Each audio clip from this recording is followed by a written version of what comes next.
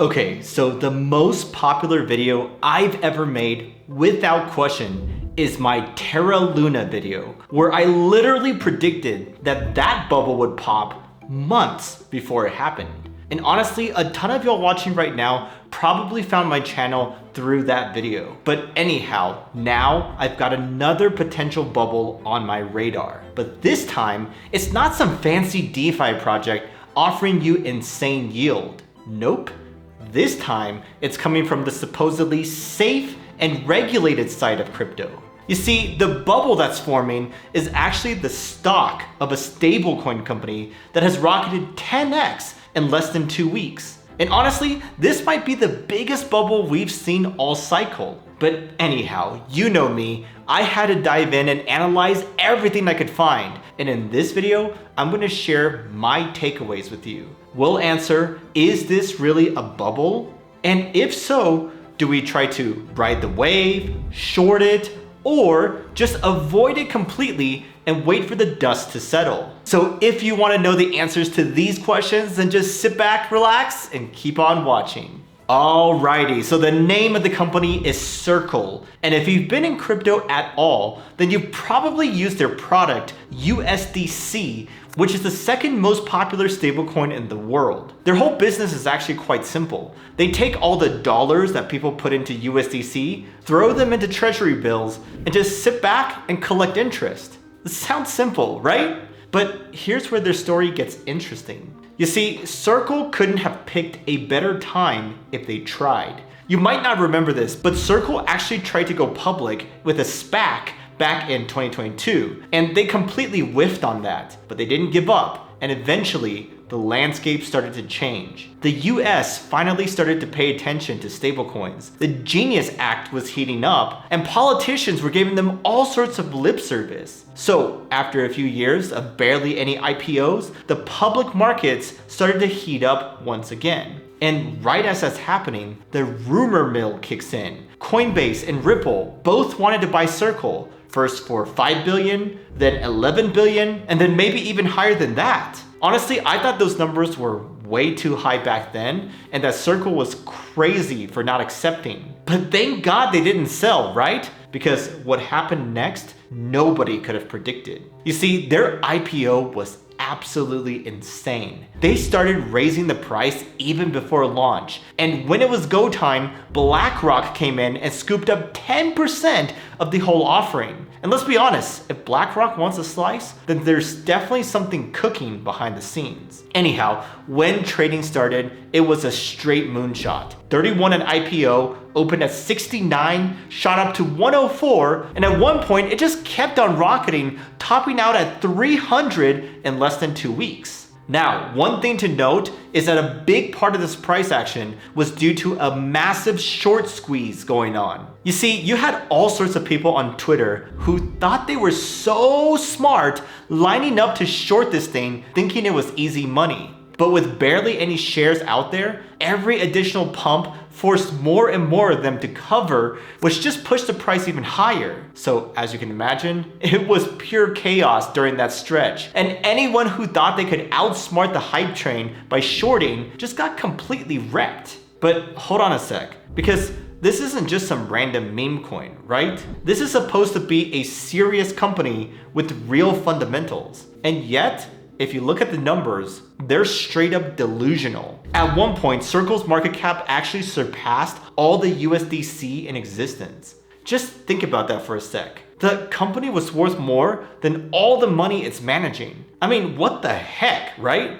Not only that, but Circle came close to flipping Coinbase in valuation, even though Coinbase literally takes half of Circle's USDC revenue, if not more. In fact, in 2024, Coinbase pocketed $908 million out of Circle's $1.7 billion in revenue. So how is that supposed to make sense, right? But wait, it gets even better, because depending on how you crunch the numbers, Circle's P/E ratio is over 1,000.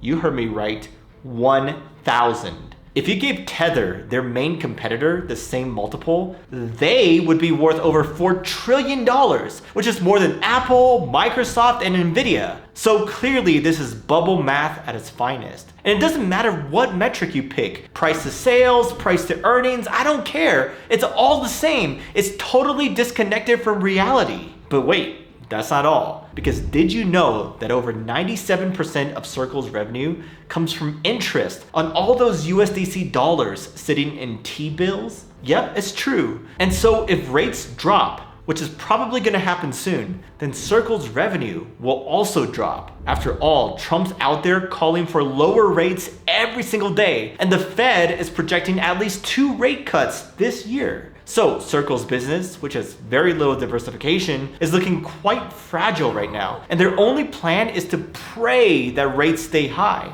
But anyhow, this next part really pisses me off, because it's not even the Circle employees that benefited from this rocket ship. Nope, it's actually the slimy Wall Street bankers who made out with the fortune. But before we get there, I want to quickly share with you something super cool from our channel partner Margex. If you don't know, Margex is a leveraged trading platform for crypto, and they've been around the space since 2019. Now, one big benefit of using them is that they protect you against those scam wicks that liquidate your position even when you're right on the general direction of the price. They do this by pulling in prices from a bunch of different liquidity providers, and that's how you get more legit price action and less nasty surprises. But anyhow, another big benefit is that they're offering a pretty slick bonus currently. If you sign up using my link below and deposit at least $100, you get another $100 as a bonus. And if you use my promo code, you'll get an extra 20% on your deposit,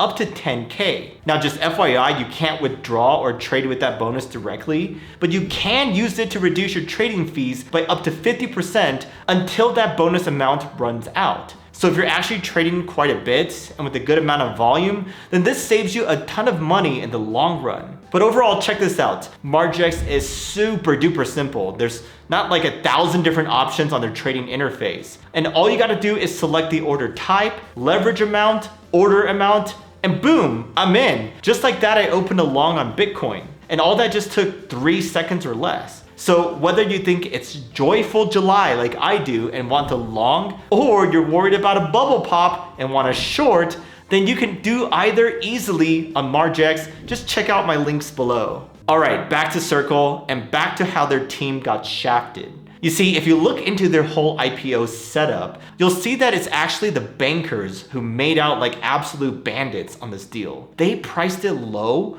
watched it rocket, and pretty much only their top Wall Street clients got to feast. But the people who actually built the company, well, they can't sell any more shares until December of this year. So during this insane run-up, they're just sitting there, watching from the sidelines, praying that the price holds until their shares finally unlock. It's really quite brutal if you think about it. But anyhow, as we all know, all bubbles eventually pop. That's just the reality of it. But the real question is, when will this bubble pop? Well, my guess is that we'll see serious corrections before the end of the year, as that's when the employee lockup ends. A lot of insiders are waiting to sell into this insane valuation after all, especially since this rocket ship largely took off without them. But as for us retail investors, what should we do about this? Well, I wanted to be clever, so I bought long-term puts for January 2026 after the employee lockup period is over. Personally, I'm predicting that the price will drop significantly to like the 80s or even the 60s, depending on how the rest of the market goes. But honestly, I closed out those puts a few days later because I didn't feel confident in my timing. After all, when it comes to trading options, it's not enough to just get the direction right. You also have to deal with things like time decay, etc., etc. So yeah, I decided to put my money into other opportunities that were more straightforward here. But if I'm being real, maybe the smarter move all along might have been just to long Coinbase instead. After all, Coinbase is a much stronger business with better fundamentals, and they literally get half of Circle's revenue to boot. Okay, but let's be fair here, because what if I'm wrong about this whole thing? Like, what if Circle actually deserves their crazy valuation and the market is just early, not stupid?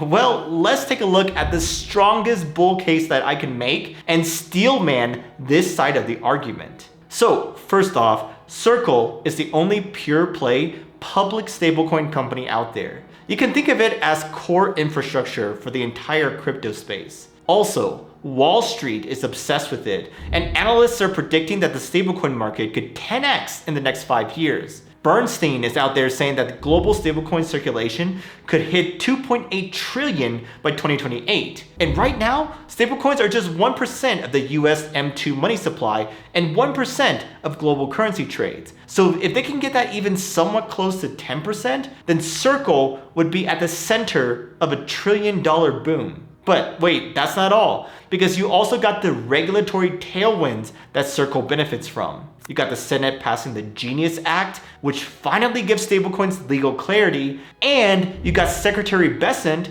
literally going on record saying that stablecoins will help the US dollar remain dominant. So yeah, you just can't buy that kind of narrative, and it's really worth its weight in gold. But also, we gotta give Circle some credit here, because they are actually putting in the work to improve their business, and it's not just the tailwinds that are pushing them ahead, right? You see, they recently acquired Hashnote, which gives them a platform for tokenized money market funds. And then they also inked deals with the New York Stock Exchange owner ICE, which could mean instant redemption for those tokenized funds. Furthermore, they're not just relying on Coinbase for distribution anymore. Circle's expanding their partnerships to Binance, OKX, and a bunch of other big names trying to diversify and get better revenue splits. Plus, they've applied for a national trust bank license. So if they get approved for that, then Circle can hold its own reserves and custody digital assets for major clients. And that would be a game changer. So clearly there is a bull case to be made here, and all the FOMO isn't unfounded.